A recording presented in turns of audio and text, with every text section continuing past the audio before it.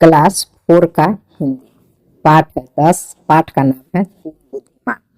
इस पाठ के सभी प्रश्नों का उत्तर बनाते हैं। प्रश्न, गोपी, हरि और देव किस गांव के निवासी थे और वे कहाँ जा रहे थे? लिखेंगे उत्तर, गोपी, हरि और देव नगदहा गांव के निवासी थे और वे जयपुर नगर काम की तलाश में जा रहे थे। प्रश्न 2, राज दरबार क्या होता है? वहाँ क्या क्या होता होगा? उत्तर, राज दरबार राजा की कचहरी होता है। वहाँ लोगों के झगड़े का फैसला होता है तथा राज्य में कानून व्यवस्था लागू किया जाता है। प्रश्न 3, तीनों ने ऊंट की क्या क्या विशेषताएं बताई? ऐसा कहने के पीछे उन्होंने क्या कारण बताए? उत्तर, हरि ने बताया कि ऊंट एक पांव से लंग रहा है क्योंकि मिट्टी में तीन ही पैरों के निशान। गोपी ने देखा कि ऊंट बाईं ओर के पेड़ के पत्तों को खाया था, इसलिए वह दाईं आंख से अंधा है। देव ने देखा कि जगह जगह खून की बूंदें गिरी थी, इसलिए उसने बताया कि पूंछ छोटी है। प्रश्न 4, राजा ने तीनों मित्रों को बुद्धिमान माना, क्या आप इससे सहमत है? उत्तर, हाँ, हम लोग इससे सहमत है क्योंकि तीनों मित्रों ने बुद्धि के बल पर ऊंट के बारे में बताया था। अब है पाठ से। प्रश्न, गोपी, हरि और देव जयपुर के राजा के पास क्यों जाना चाहते थे? उत्तर, गोपी, हरि और देव जयपुर के राजा के पास काम की तलाश में जाना चाहते थे। प्रश्न 2, व्यापारी तीनों मित्रों को लेकर राजदरबार क्यों गया?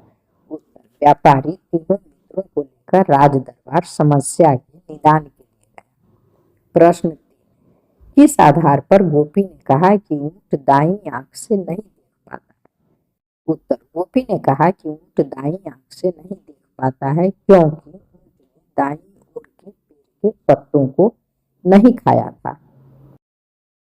प्रश्न 4, हरि ने किस आधार पर बताया कि ऊंट एक पैर से लंग रहा है?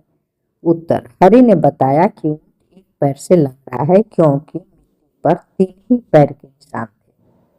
प्रश्न 5, तीनों मित्रों ने ऊंट के पैरों के निशान को ध्यान से देखने की बात की, इससे उन्हें क्या लाभ था? उत्तर, मनोरंजन करने और थकावट से बचने के लिए तीनों मित्रों ने ऊंट के पैरों के निशान को ध्यान से देखने की बात की। अगला प्रश्न है, किसने कहा, किससे कहा? तो निम्नलिखित कथनों को ध्यान पूर्वक पढ़कर बताइए कि किसने किससे ये वाक्य कहे। घबराओ मत, हम तीनों जयपुर के राजा के पास जाएंगे। तो किसने कहा? देव ने कहा। किससे कहा? गोपी से कहा। क्या आपका ऊंट एक पांव से लंग रहा है? किसने कहा? हरि ने कहा। किससे कहा? व्यापारी से कहा। हम निर्दोष हैं इसलिए हमें कोई चिंता नहीं। किसने कहा? हरि ने कहा। किससे कहा? व्यापारी से कहा। प्रश्न 4, यह व्यापारी कहता है कि इन तीनों यात्रियों ने रास्ते में इसका ऊंट चुरा लिया। किसने कहा? सिपाही ने कहा। किससे कहा? राजा से कहा। 5, उसने दाईं ओर लगे पत्तों को छुआ तक नहीं। किसने कहा? गोपी ने कहा। किससे कहा? राजा से कहा। अब है आपकी समझ से।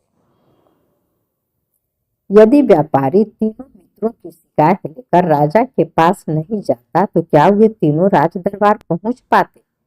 उत्तर, यदि व्यापारी तीनों मित्रों की शिकायत लेकर राजा के पास नहीं जाता तो वे तीनों राज दरबार नहीं पहुंच पाते। गोपी ने यह कैसे अंदाजा लगाया कि वह व्यापारी बहुत धनी है?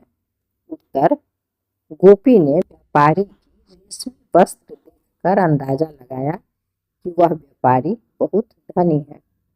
3, अगर ऊंट की बाईं आंख ठीक नहीं होती तो तीनों मित्र उसके बारे में क्या बताते?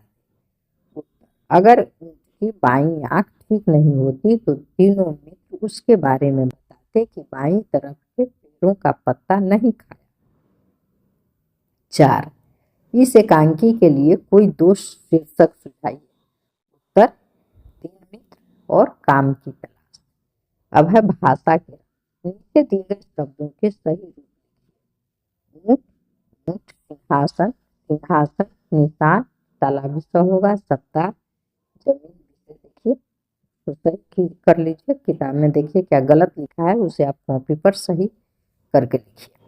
नीचे दिए गए वाक्य को पूरा कीजिए। व्यापारी ने मित्र को देखा। तीनों मित्र राज दरबार में पहुंचे। हम घर से निकले। व्यापारी ने तीनों मित्रों पर चोरी का आरोप लगाया। जमीन पर ऊंट के पैरों के निशान दिखाई दे रहे थे। ऊंट की पूंछ छूटी। धन्यवाद। फिर मिलेंगे अगले चैप्टर।